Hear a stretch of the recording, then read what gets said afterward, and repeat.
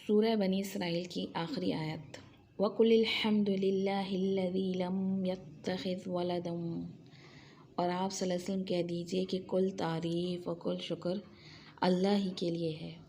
یہ آیت جو ہے نا اپنے ٹاپک کے حوالے سے نا سورہ اخلاص کے ہم وزن ہے، کیونکہ اس میں 5 مختلف انداز میں اللہ تعالیٰ کی عظمت اور توحید کا بیان ہے۔ سب سے پہلے نبی کریم صلی اللہ علیہ وسلم سے کہلوایا جا رہا ہے کہ تمام تعریفیں اور ہر قسم کا شکر اللہ کے لیے ہے، الذی لم یتخذ ولدا، جس نے نہیں بنائی کوئی اولاد، جس طرح سے سورۃ الاخلاص میں آتا ہے لم یلد ولم یولد ولم یکن لہ شریک فی الملک، اور نہیں ہے اس کا کوئی شریک، یعنی اس کی بادشاہت میں اللہ کی کوئی شریک نہیں۔ اس نے اتنی بڑی کائنات بنائی ہے کہ اس کو کسی کی ضرورت نہیں پڑی، اس کا تنہا مالک ہے گا، تنہا بادشاہ ہے گا وہ۔ وَلَمْ يَكُنْ لَهُ وَلِيٌّ مِّنَ الذُّلِّ، اور نہ ہی اس کا کوئی دوست ہے کمزوری کی وجہ سے۔ جیسے انسان اس لیے دوست بناتا ہے کہ وہ ضرورت کے وقت کام آئیں گے، لیکن اللہ تعالیٰ کو کسی کی ضرورت نہیں۔ وَكَبِّرْهُ تَكْبِيرًا، اور اس کی تکبیر کرو جیسے کہ تکبیر کرنے کا حق ہے۔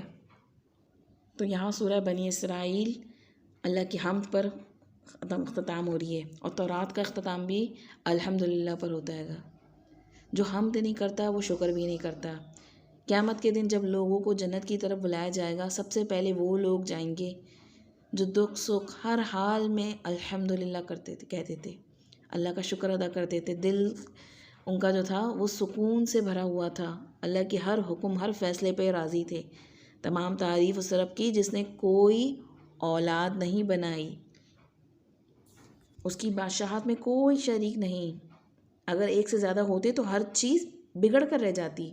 اور ولی من الذل، اور کوئی ولی کوئی حامی مددگار کی اس کو ضرورت ہی نہیں۔ اور ذل جو ہے نا تواضع، ذلت اور عاجزی و کمزوری، کسی کے بڑے کے سامنے جھکنا، سرکشی کی وجہ سے جو چھوٹا ہوتا ہے گا اس کے کیا نام ہے، انسان سرکش اگر ہو جائے نا تو اس کو اگر وہ نہیں جھک رہا ہے گا بڑے کے سامنے تو کیا ہوتا ہے گا، وہ ذلت کا مستحق ہو جاتا ہے گا۔ لیکن کسی بڑے کے سامنے جھکنے کے لیے ذل کا لفظ آتا ہے گا، ذال پہ پیش ہوتا ہے گا، تو وہ خالق کائنات ہی سب سے بڑا ہے گا، اس کو کسی حامی مددگار بنانے کی ضرورت ہی نہیں۔ بہت زیادہ اللہ کی بڑائی بیان کرو، وَكَبِّرْهُ تَكْبِيرًا۔ نبی کریم صلی اللہ علیہ وسلم نے اس آیت کو آیت العز کہا ہے، یعنی عزت والی آیت۔ اللہ کی بہت زبردست شان بیان کرتی ہے یہ آیت، اور یہ سورت قرآن کے وسط میں آتی ہے گی، یعنی سورہ بنی اسرائیل جو ہے نا پورے قرآن مجید کے درمیان میں ہے گی۔ آپ صلی اللہ علیہ وسلم کے دیکھیں مسجد الحرام سے مسجد اقصیٰ کا سفر اس میں بیان ہوا گا۔ پھر بتایا گیا کہ آپ صلی اللہ علیہ وسلم نے جب تمام انبیاء کی امامت کرائی تو اب امامت جو ہے وہ بنی اسرائیل سے لے کر بنی اسماعیل میں منتقل ہو رہی ہے۔ آپ صلی اللہ علیہ وسلم کو جو کتاب دی گئی ہے وہ پچھلی کتابوں کی محافظ ہے، سب سے لیٹسٹ ایڈیشن ہے۔ تو اس پوری صورت کا سبق یہ ہے کہ اس قرآن کی قدر کو پہچانو۔ بنی اسرائیل نے اپنی قدر کھو دی جب انہوں نے اپنی اصل کتاب چھوڑ دی، تو ہمیں اس کتاب کی حفاظت کرنی ہے، اس کے ساتھ مضبوط تعلق قائم کرنا ہے۔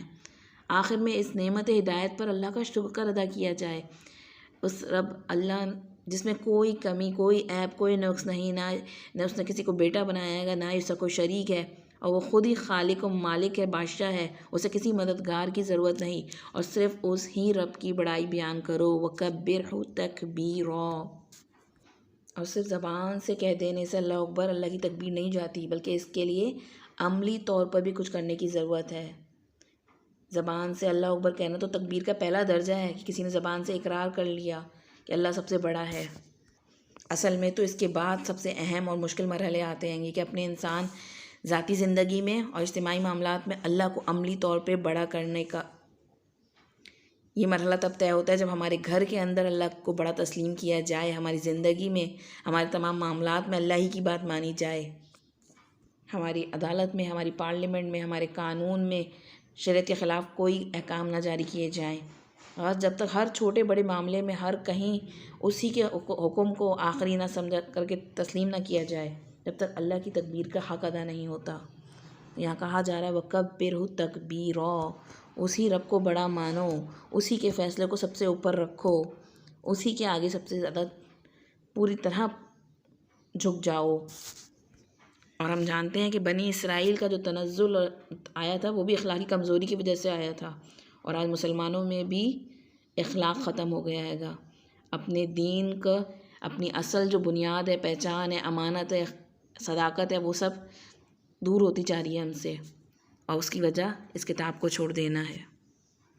اللہ تعالیٰ سے دعا ہے کہ اللہ تعالیٰ ہمارا اپنی کتاب سے مضبوط تعلق قائم کر دے اور اس کو ہمارے عمل میں ڈھال دے اور اسے ہم آگے پہنچانے والے بن جائیں، اور نبی کریم صلی اللہ علیہ وسلم کے مشن کو پورا کرنے میں ہمیں قبول فرما لے۔ آمین۔